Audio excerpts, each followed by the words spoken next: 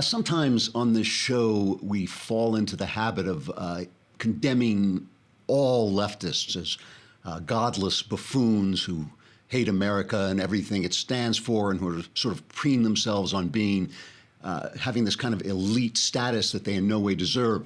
We'll also have Christina Hoff Sommers here to talk about the war against manhood and Harvey Weinstein and all sorts of things. Trigger warning, I'm Andrew Klavan, and this is The Andrew Klavan Show. I feel hunky-dunky, life is tickety-boo. Birds are winging, also singing hunky-dunky-doo. Ship-shaped, ipsy-topsy, roll on to zippity-zing. It's a wonderful day, hurrah, hooray! It makes me want to sing. Oh, hurrah, hooray! Oh, hooray, hurrah!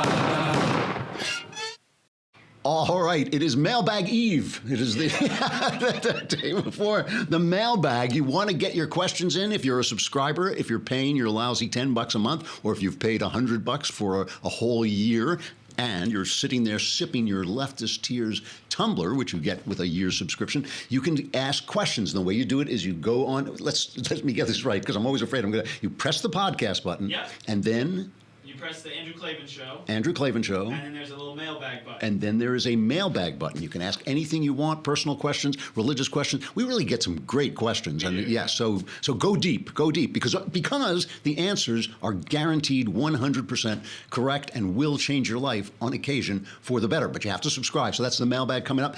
I also just I have to say this. I've been plugging this thing, Another Kingdom, this fantasy suspense story that I've done with Michael Knowles. I wrote it. Knowles is performing it, and it's been just getting these great reviews. It's getting great numbers. It's really doing well, and I hope you'll go on iTunes and subscribe and rate it. It helps us.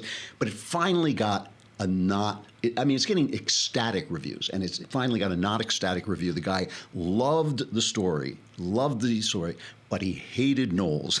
He says, I do not know what Knowles has on Klavan or the Daily Wire that they keep involving him in projects. There has to be something in the closet to continue to push this no-talent hack into every aspect of the Daily Wire sphere. And I just wanted to address that. You remember yesterday I was talking about the fact that Knowles inexplicably is engaged to this absolutely terrific woman, Elisa, and we're trying to get her free, basically. We're trying to convince him to let her go without, anybody getting hurt. And so you have to subscribe to, to Another Kingdom, and eventually, if we give him enough love, we may be able to coax him out of the house, and Elisa can then run out the back door. And that's now everything is explained. Yeah, exactly.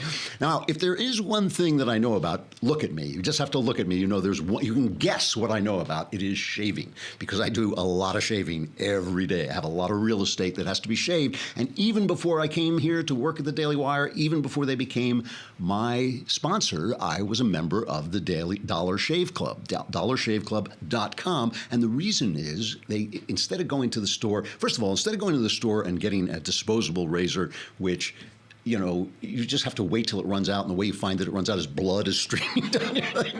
And also they lock them away. I guess people must shoplift them because they lock them away. So you just sign on for the kind of razor you want. They send it to you, and they have all kinds of other products that really make shaving kind of fun. I use their butter. They have this clear butter, so you can actually see what you're doing. I started out with what they call the Humble Twin, just 2 blades. Now I'm using their Super Duper razor, which is incredible. I mean, I shaved with it about 2 hours ago. It is still there's so many blades on it. It is still passing over my head, keeping me great shave. It's just so much easier. Plus, it's the holidays coming, so it's a great time to give the Dollar Shave Club a try, and you can get your first month of their best razor along with travel-size versions of shave butter, body cleanser, and yes, even butt wipes. I have not tried these for just $5. $5, they send you a kit. It's very cool. They send you a kit, and after that, replacement cartridges ship for just a few bucks a month. It's the DSC Starter Set, and you can get yours for just $5 exclusively at dollarshaveclub.com/Klavan. dollarshaveclub.com/Klavan, and for just $5 they will send you their starter kit. And then it's so easy to do after this. You don't have to take any trips to the store, and they have all kinds of products, and it just shows up. And you can press it. If you don't want it for 1 month, you can just press a button that says skip the month. It's really easy. All right. I want to talk about God. I'm going to talk about God. We're going to get, yeah, I know, boo God. Well, that's what we've been hearing for 2 days, boo God. So, you know, I don't actually like the way God is presented. I especially hate the way that God is presented in the arts and stories. You know, Christian art used to be the greatest art on earth, and now it's kind of anodyne. It's sort of smiley-faced. Everything is going to be good because Jesus is here, and then when we die, we float up to heaven on these golden wings.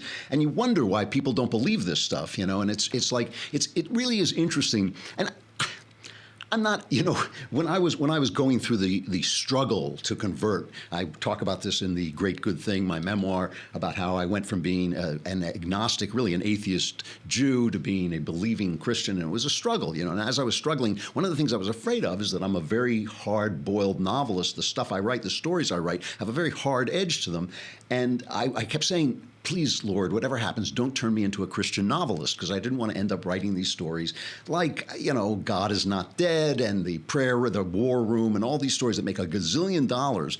And I have nothing against them. They represent faith in the same way that romantic comedies represent love. That is, they represent a fantasy of faith, and there's nothing wrong with going to the movies to catch up on your fantasies and all this stuff. But there really is a problem in describing the world in Christian terms, because what you're talking about is something invisible, which is faith. And you know, I don't even like C.S. Lewis. C.S. Lewis is one of my favorite writers. I love his philosophy and his Christian writing, but I'm not a big fan of the Lion, the Witch, and the Wardrobe stories, the Narnia stories. And the reason I'm not is because they start out with great premises, great fairy tale premises, and then Aslan, the lion who represents Christ, shows up and everything is solved. And that's kind of the problem with Christian writing, is Jesus solves everything. And in our life, of course, we have faith that everything has a broader framework in which we live, and that will, in fact, turn everything to the good. But in our life, there's a lot of grief and pain. And one of the things I'm struggling with now as a writer, this happened to Wordsworth. Wordsworth became a Christian and never wrote a good poem again. And people say, well, he kind of lost it. But no, he solved the problems he was writing about. And I'm struggling with this in my own writing. I think I've actually found a way forward, and Another Kingdom is one of my first products in this thing, is how do I write about the suffering of the world from a position of faith, and how do I write stuff that's not smiley, happy talk stuff. Some of the people who listen to Another Kingdom are complaining because there's some language in it. I actually wrote the first draft, the entire first draft, without any cursing in it, and I just thought, this is not the world. I'm not doing my job as an artist, as a guy who God appointed to be an artist. I'm not doing my job of representing the world. And so I went through it and actually put the cursing back in just where it would be. There's not a million curse words. It's just where the guy would curse, he curses. So I do not like this idea of Christianity as being a kind of panacea, and that's what the left is reacting to. So after the tragedy in Texas, people offered thoughts and prayers, and you know, the left just comes out and it's ugly. They come out and they hate on you for this thoughts and prayers thing. Some of this stuff was really, when Paul Ryan had this tweet, this actor Will Wheaton just called him a filthy name because he was having the prayers, and Wheaton, to his credit, apologized. He said he was speaking in anger. You know, I get that. You know, I was angry too. I understand, so he made a mistake. But still, a lot of this stuff came out. And, you know, if you're wondering, well, let's take it. We have a montage of the news selling this meme of, like, let's not go to the thoughts and prayers stuff. They were already praying. Thoughts and prayers did not stop an oversight from the justice system, which enabled a guy who attacked his stepson and assaulted his wife from getting a gun. Thoughts and prayers didn't stop a troubled person from buying assault-grade weapons that took the lives of 26 people in an instant. We see a pattern in elected officials saying we need to send our thoughts and prayers to the families, to the victims, but then not proposing any action. And this morning, Congresswoman Pramila Jayapal of Seattle responded, they were praying when it happened. They don't need our prayers. They need us to address the gun violence crisis and pass sensible regulation. Thoughts and prayers are not enough. Moments of silence are not enough. Maybe, Mr. Speaker, instead of a moment of silence, the American people could get a moment of action. Now is the time for action. We are past the point of platitudes and prayers. Send the people of Texas your thoughts and your prayers. But first, send them money. How about that? Yeah? Send them money. But right now, these thoughts and prayers and sympathies have become a mask for inaction. Our thoughts and prayers are not even close to enough. Now, a lot of people wonder where this came from, because it's like a talking point. They're all doing it. And I believe it came from a comedy routine by Anthony Jeselnik that was put out on Netflix, I think, in 2015. And Jeselnik does this routine. I really like him. He's a really funny comedian. And his routine is, I'm a bad guy. I'm the guy who says all the terrible things. I have no heart. I'm creepy, all this stuff. And he does this routine. That's his persona as he does this thing. And he did this routine. And I think this is where this all started. People will say, Anthony, what's funny about Aurora? What's funny about the Boston Marathon? What's funny about your grandmother's funeral? Nothing. Nothing is funny about those things. That's where I come in. So I see these texts and I'm like, oh no, what happened? But I also think I've got a job to do. This is who I'm making fun of when I make a joke on Twitter the day of a tragedy. The people who see something horrible happen in the world and they run to the internet and they run to their social media, their Facebook, their Twitter, whatever they got, and they all write down the exact same thing. My thoughts and prayers. My thoughts and prayers with the people in Aurora. My thoughts and prayers with the families in Boston. Do you know what that's worth? Nothing. So the whole routine, the whole show was called Thoughts and Prayers, and I believe that this is where it started, because I didn't hear this before. So think about that for a minute. This is the left basically looking at this guy playing a dirtbag, that's his persona, and saying, yeah, that's what we want to be like. We want to be like this guy, and they're doing it seriously. But I wouldn't pick on them for it if it weren't inherent in their philosophy. Remember back in the 2012 convention when they tried to they had purposely taken God out of the platform. They had taken any mention of God out of the platform.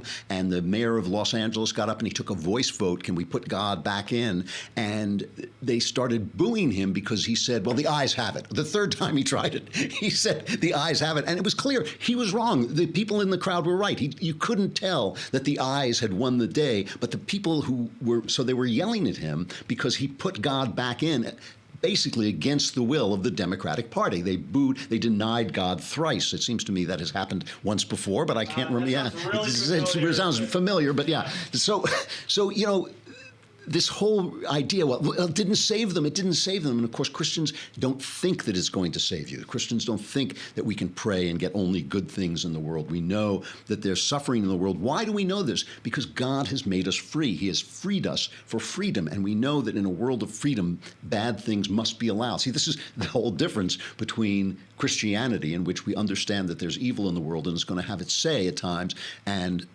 the left, which thinks it can basically construct a government big enough to snuff evil out. But let's just take this from another point of view for just a moment, because there's a big narrative fail here. The guy who stopped this killer, and I haven't even bothered to learn the killer's name because I don't even care what his name is. God knows his name. That's going to be, he's in enough trouble without me knowing it and without me spreading it around. But the guy who shot this bad guy, first of all, it was the government that screwed up, right? This guy had been convicted of beating up his wife and his child, terribly beating up this toddler, and he had been cashiered out of the Air Force, and the Air Force forgot somehow, neglected, to put that into the records so that he couldn't get a gun, because if it had been in the records, it would have shown up on his security check and they wouldn't have given him the gun. So the government basically made a mistake, because the government is not very competent. It's never very competent. And so that's the first thing. So more laws are not going to help if the government can't do its job. Anyway, the laws were in place. They're also attacking the NRA. But the guy who shot the bad guy, Stephen Wilford, the plumber who lived right around the corner from the church, he was an NRA instructor and, of course, a gun owner. And Steve Crowder our pal Steve Crowder did a great interview with him yesterday. And he talked about where his power came from as he confronted this guy. And by the way, you will notice he's got a kind of white Santa Claus beard on. And the reason he's got this, he's a real beard. And the reason he's got that beard on is because every year he and the guys from this Baptist church that was assaulted, they get on their motorcycles and they deliver gifts to kids who don't have anything. And so he grows a big white beard so he'll look a little bit more like Santa Claus. So that's who this guy is. So here his description to Crowder of his confrontation with this guy. This is cut number one. My daughter said that it had an AR-15, but when I saw him, he had a handgun. Okay. And he had a tactical helmet on, like a SWAT team would use, with a black visor. and he had Kevlar vest, and you could tell it was a bulletproof vest. He had that on, and you know, I'm a Christian. Sure.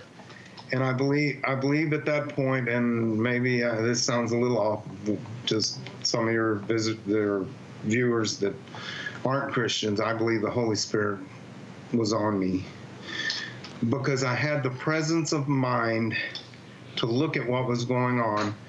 And as we exchanged fire, I noticed that the side was one of those tactical vests that Velcros across, meaning he has Kevlar in the front, Kevlar in the back, nothing in the side. So he saw the opening in the Kevlar and he shot it, and he says the Holy Spirit was on him.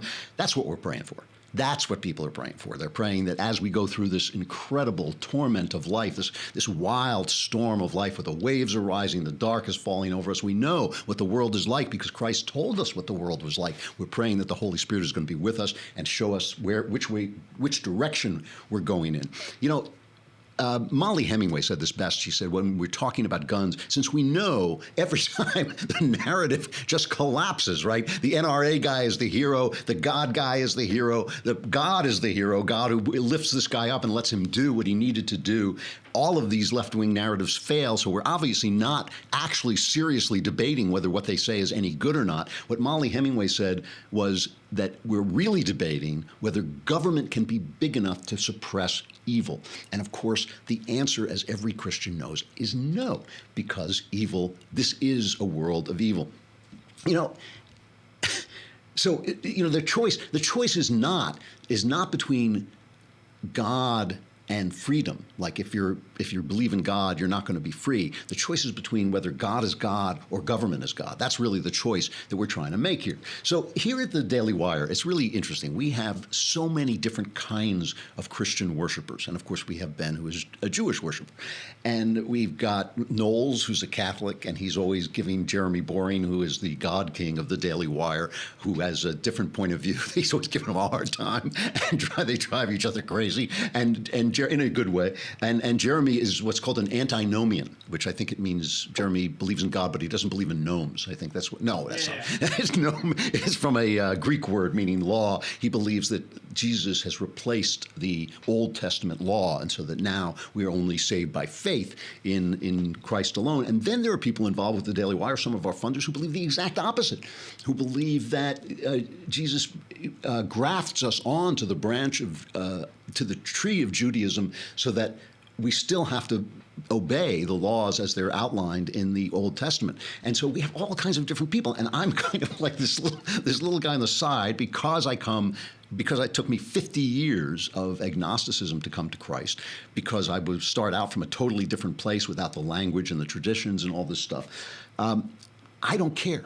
I don't care whether the transubstantiation, people have burned each other over the question of whether bread and wine actually becomes the substance of Christ, changes its substance to become the body and blood of Christ, or whether it's just symbolic. I'm an artist, so those two things are exactly the same to me, that when something becomes a living symbol, that is its substance changing. If you're an artist, that's what that means to me. And of course, it doesn't matter to me whether you follow the Catholic Church. I believe in what's called the Nicene Creed, which is the statement basically that comes out of the Catholic Church, what we believe in the Father, the Son, the Holy Spirit. We believe that Jesus was killed for us and resurrected and will come back to judge the living and the dead, and all these things. I can say that creed without any kind of problem whatsoever. But I'm not going to fight over the traditions of any one church, because what I believe in is the events that started this. I don't even take the Bible as, the Bible, some people worship the Bible as the words themselves. I don't think of it that way at all. I believe that the Bible is a report of something that actually happened, a cosmological, supernatural event that changes everything. The birth, death, preaching, and resurrection of Jesus Christ. I'm going to talk about that in a minute, but we're going to have to break. So first, let me talk about Tracker. That's what I should talk about. I was a little bit off there in the heavens. I had to come back to Earth for just a minute so we can keep the lights on. I hope you guys will visit our sponsors, because they do keep our lights on. This is Tracker, Trackr. There is no E in Tracker. But Tracker is this, it's amazing. I am like totally absent-minded. I forget. I lose everything. If there is a zombie apocalypse, I'm going to be the guy who's going like, I have to get my buzzsaw.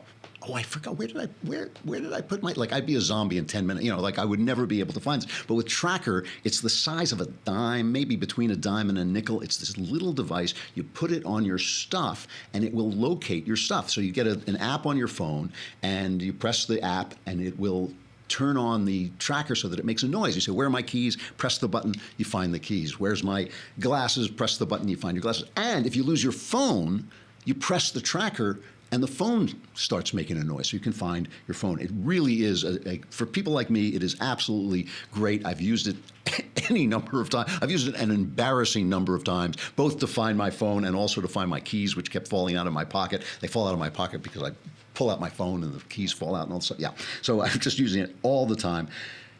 If you go now to thetracker.com/Klavan, you will get 20% off any order. That's thetracker, TRACKR.com/Klavan. You get 20% off any order.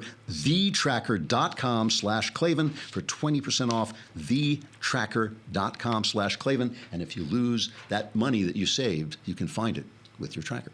All right, we've got to say goodbye to YouTube and Facebook, but you want to subscribe, not just because the mailbag is tomorrow, though that is a really good reason to subscribe.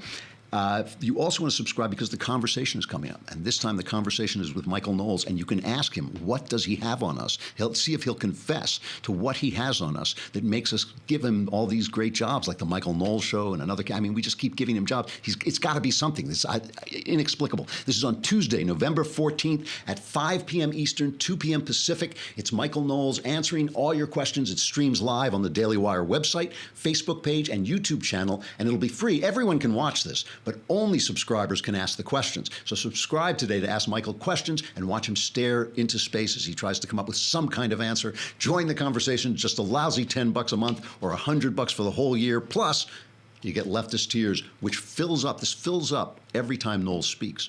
All right, come on over to thedailywire.com. You can listen to the rest of the show.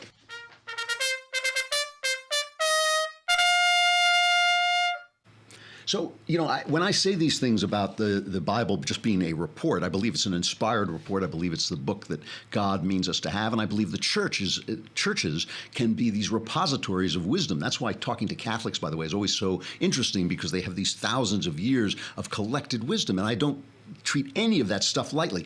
But I do believe that ultimately my conscience, the Holy Spirit working in me, is how I make my decisions. So if even people that I just love, like the last Pope Benedict or C.S. Lewis, when they say something that doesn't quite hold together for me, I take it very seriously, but I don't always agree. So what does this cosmological event mean? Let's just talk about this just for a minute. It means, first of all, in the resurrection, we see that the moral logic of the world is larger than life, okay? If that's not true, if we just live and are here and we die, then we would be living an entirely different way. And one of the things you see on the left is they do want to live an entirely different way, where, sex is a prime value instead of love, and where, pleasure is kind of a guiding light instead of what?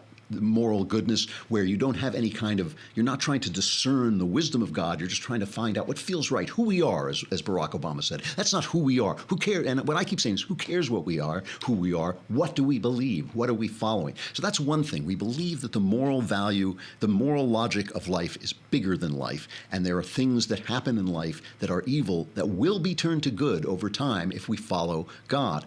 Secondly, we believe that we're embodied spirits, that the flesh is a kind of a language. It's not, people think this is I won't go into a long philosophical rant about this, but basically with Descartes, people had this idea that there is a spirit and there is the body, and these are two separate things, and they kind of communicate through some mysterious way. But that's not the way to think about it. The way to think about it is that your body is like a word that expresses an idea. It's just like a word expresses an idea. The idea exists without the word, but you can't communicate the idea. You can't embody, you can't incarnate the word without.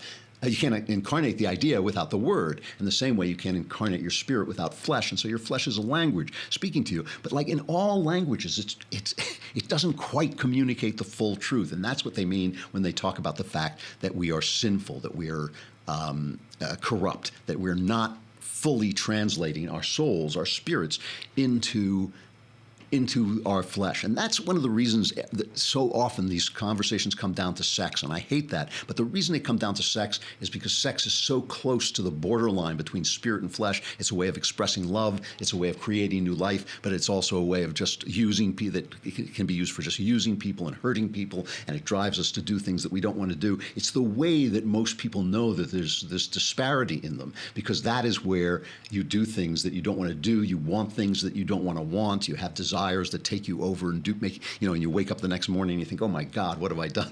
That's the way most people experience their sin, because most of us don't have a lot of power.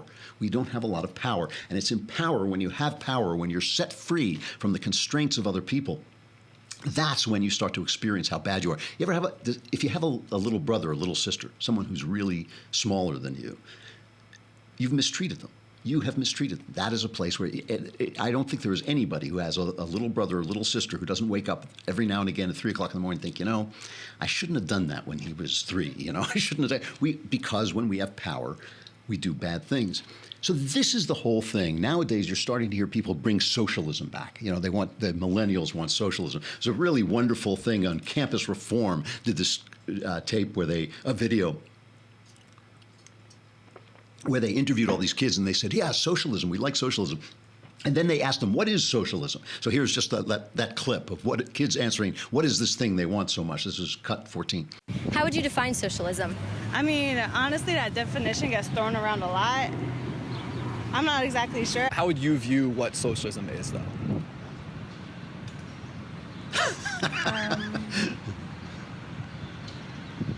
Economically, what is socialism? Economically, All right, you can turn it off. All right, we're not going to play the whole thing because I want to bring Christina Hoff Sommers on. But the thing is, why are we so opposed to socialism, and why does socialism not have God in it? It's because in the Christian understanding of God, we want the power to be dispersed. We always want systems that are going to use our sinfulness for good purposes. That's why we have marriage. Marriage uses channels the sexual urge into good purposes. The same thing with capitalism. Theoretically, it channels your urge to acquire things, to get power, channels your greed. It channels your greed into building stuff and inventing stuff and making stuff that actually the other people in the world want. When you have socialism, you transfer all the property to the government, and people think, the left thinks, oh, well, that's going to be great because the government will save us. But the government just becomes a bunch of powerful people, and it becomes the center of power where power is centered. And that's why socialism always ends. This is a good time to talk about this because this is the anniversary of the Russian Revolution. This is the day on which the Russian Revolution was won by the communists, sparking a movement that has resulted in somewhere between 60 million and 160 million deaths. And it suppressed God everywhere it went, and that was the result. And so we already know what a world without God looks like. All right, let us bring on Christina Hoff Sommers. She is one of our favorite guests, and I'm sorry, it's been a long time since we had her on. She's a resident scholar at the American Enterprise Institute, wrote a terrific book called Who Stole Feminism, and another terrific book called The War Against Boys. She hosts a video blog on YouTube called The Factual Feminist, and you can find her at CH Sommers, SOMMERS, on Twitter. Christina, it's good to see you again. Can you hear me? Yes, how are you? All right. I'm sorry, it's been so long since I've seen you. We've had so much has happened here. I've neglected to bring you on, but I always think that you're somebody I want to be asking questions of because your factual feminism is really a welcome perspective. Let's put it that way. So I want to talk to you first. I want to get to Harvey Weinstein, some of the sex scandals that I've been sort of dealing with a little bit in Hollywood, but I want to start by asking you, you wrote this wonderful book called The War Against Boys, and I talk a lot about the war against manhood. Is that still going on, and are they winning? Is the war, are men losing the war against men? I think so, and very little has changed for young men in school.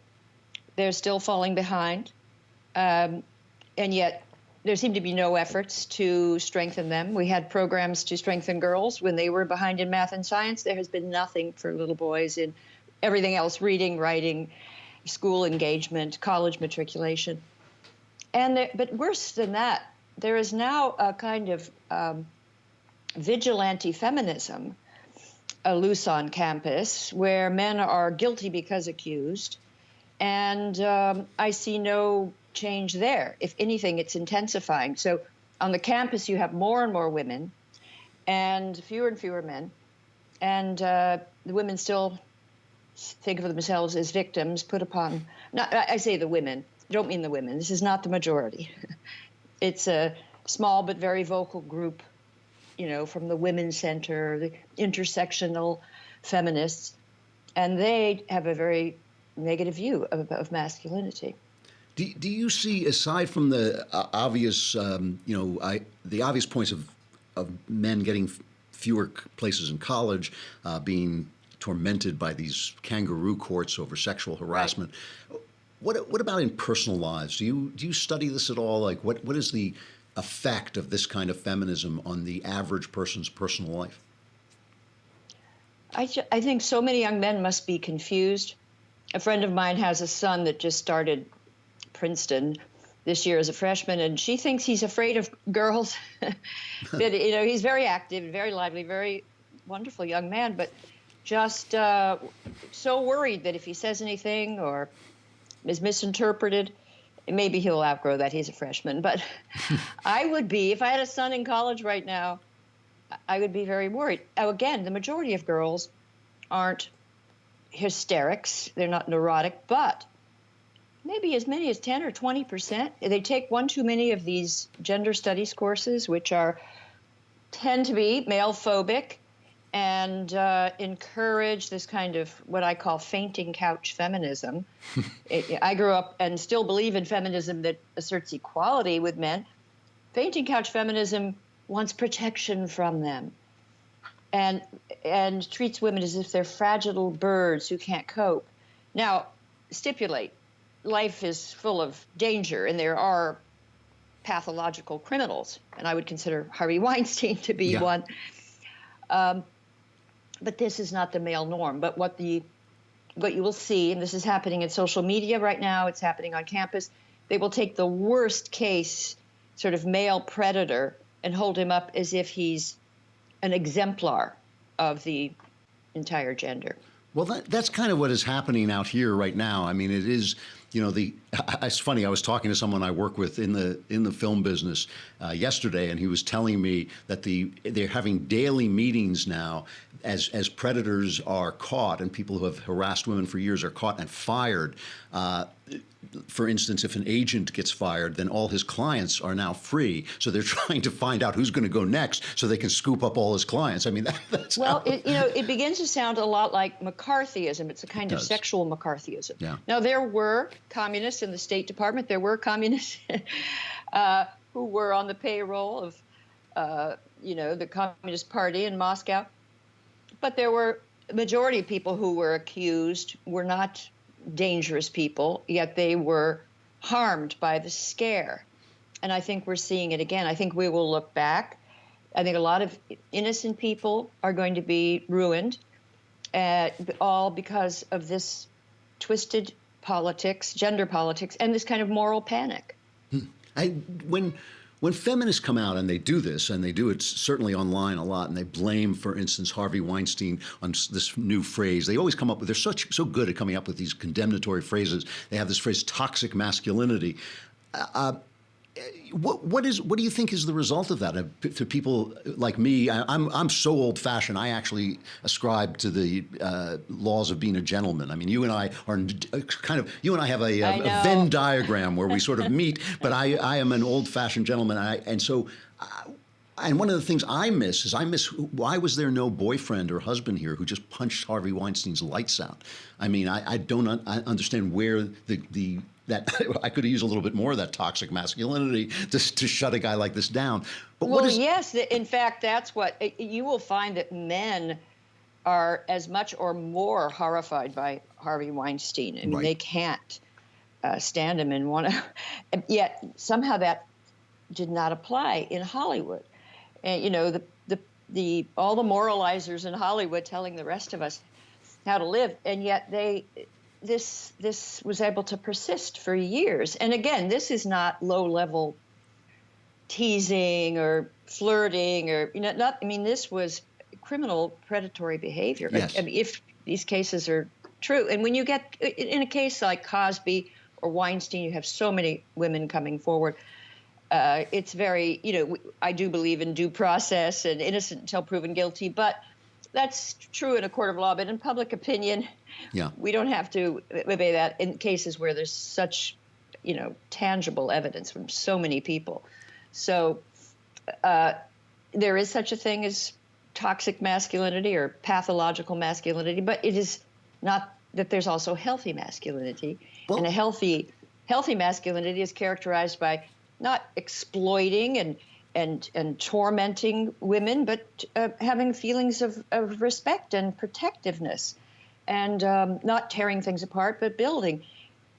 Toxic masculinity is something very different, and it's a mistake to attribute that to most men. So this is one of the things I actually wanted to ask you is what is it?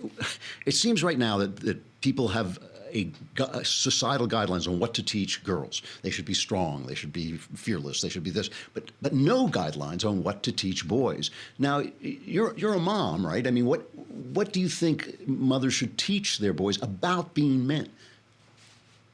Well, first of all, it's a mistake to think that you can turn them into girls. And what I see in the schools and what I see coming from gender theory is, oh, well, if we just gave boys dolls and nurturing toys and we didn't allow them to play cops and robbers, that encourages this toxicity. Wrong, wrong, wrong. There is a way to raise a boy which is respectful of his young masculine nature, which is to teach him to be a gentleman, to teach him to be a good sport, to teach, you have to open up a boy's heart. But you can't do that. It's not quite the same with a girl. With a girl, both children, male and female, need character education, moral education, good examples. But it's with a boy, you have to respect his young manhood. And I do think through sportsmanship and the relationship with coaches, and fathers are very important. We're not hearing much about that, as well as this idea of a gentleman. And when I wrote The War Against Boys, I interviewed boys and asked from all sorts of different subcultures across, surfers in Los Angeles and urban kids in D.C., and they all liked the idea of being a gentleman. They didn't quite know how to do it, That worked, yeah. It means something positive to them. I think that we could work with that. And both my boys are gentlemen. Yeah. Not that they're, perfect, but they are kind and considerate and respectful of women. And here is a philosophical question that I want to ask you, because it's kind of bothering me. Recently, I read a novel called Submission, which is, I think, the masterpiece of a very fine French novelist whose name I can't pronounce, but it's something like Michel Houellebecq. Yeah, I'm afraid of that book. Is it good? I thought it was terrific. I thought it was terrific and memorable and deeply disturbing. Yeah, and it's about the Islamic takeover of France. And one of the points he makes in the book is that Islam offers patriarchy, and patriarchy works.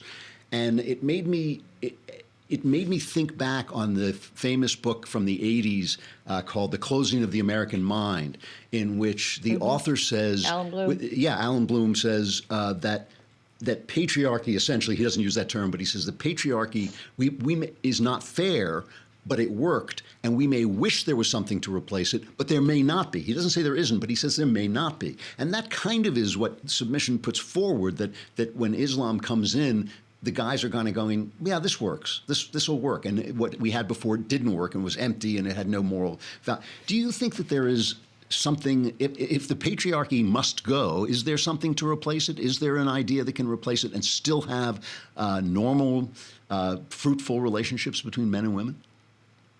Yes, I think that sort of, an enlightened democracy that we have, more or less. It's not perfect, but if you look around, most workplaces, men and women get along. Yeah.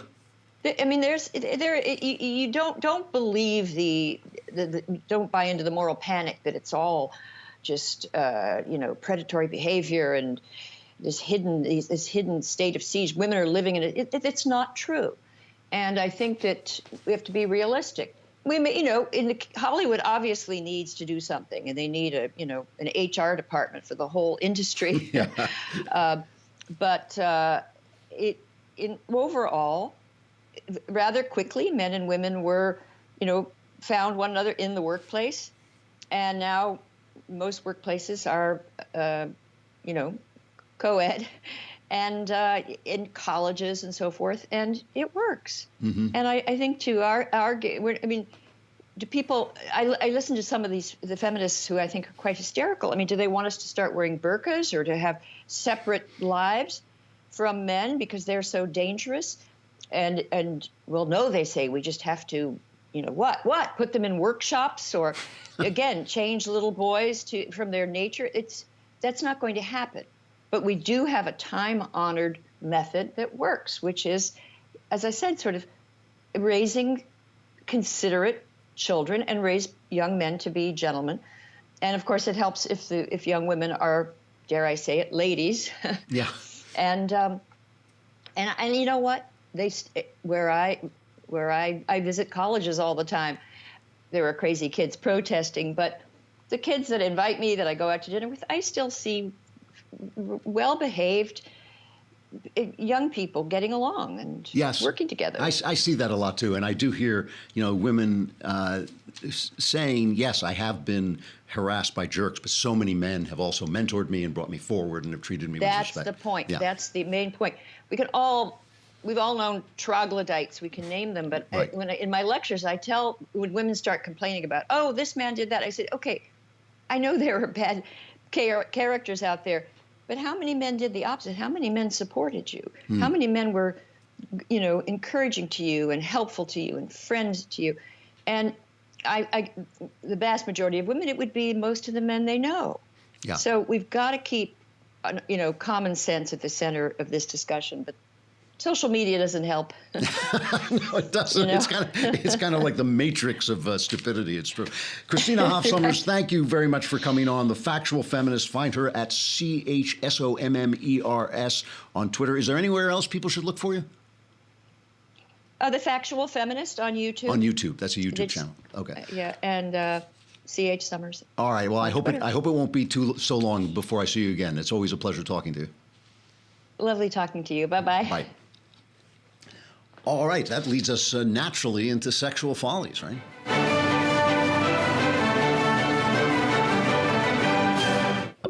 I can't stand it. All right, so my daughter Faith Moore, did I send in the thing about the woman who married herself? Did I give you that? I don't think so. Oh no. Okay. All right. Well, I'll just go to the. Oh, we do. Oh, we do have it. Okay, good. My daughter, Faith Moore, writes kind of feature pieces at PJ Media, and she has a piece about this woman. We've talked about this sologamy, where people marry themselves. So here is a woman who married herself and then found that she was cheating on herself with a man. So here's her description of that experience. So I think that is the main point of confusion, is that self-marriage is about self-love, and it's saying that self-compassion and self-care is as important as romantic love. It doesn't mean you're rejecting all other meaningful relationships in your life and becoming a nun forevermore. Okay. It means you're rejecting bad relationships. So is that not something that one should feel about themselves anyway, and so you don't really need to go through a whole ceremony? Absolutely, if only there was a bit more self-love in the world. But this is a sort of statement which looks to raise the profile of self-love, saying it's as important as romantic love. So you don't have to get divorced from yourself if you marry someone else? Absolutely not. Marrying yourself is a long life commitment to be responsible for your own happiness, so divorce is not an option. Of course. Right. So then Rory comes along, and you meet Rory, and you had a lovely relationship. Lovely-ish, yeah. Oh, okay. Lovely-ish. Yeah, for a couple of months. Rory had come from a very different world, whereas Sophie had sort of made this decision to just look after herself and focus on herself. You'd come from a world where anything goes. You can have your cake and eat it. Yeah, literally. Yeah, that's what polyamory attempts to do, at least. Does it achieve it? Well, no, I don't think so, no. Because... I think it's not just trying to have your cake and eat it, it's trying to have several cakes, and that's too many cakes. And you had a tattoo done. Can we see your tattoo? Yeah, sure. I mean, it's right here if you want to have a look. And it's a tattoo? There we go. There we are. Me. It's a heart and it says me. That's great. That's great. What I like about this is, like, when you marry yourself and you fall in love with someone else, you actually are cheating on yourself, because the whole entire premise that you need to express your love for yourself is mistaken to begin with. You should really begin by, you're supposed to love others as you love yourself, because you already love yourself. You already care about the good. What that means is you care that good things happen to you, and you care for your own good and your own health and your own welfare. And that to learn to do that to other people is the big trick of marriage. You don't need to marry yourself. You actually need to marry someone else to learn over the course of a lifetime what it means to love someone else as you love yourself. All right, I'm going to New York, so tomorrow I'm going to be broadcasting from a hotel room, a secret hotel room, but beneath the earth, I think, beneath the ground. So that should be kind of interesting. We've got the mailbag. You got to send in your questions today. Go to the website, hit the podcast, hit Andrew Klavan, and there is a mailbag icon. Put your questions in there. You have to subscribe for a lousy $10 a month. I will answer them all. All my answers will be true. They will change your life, maybe for the better. I'm Andrew Klavan. This is The Andrew Klavan Show.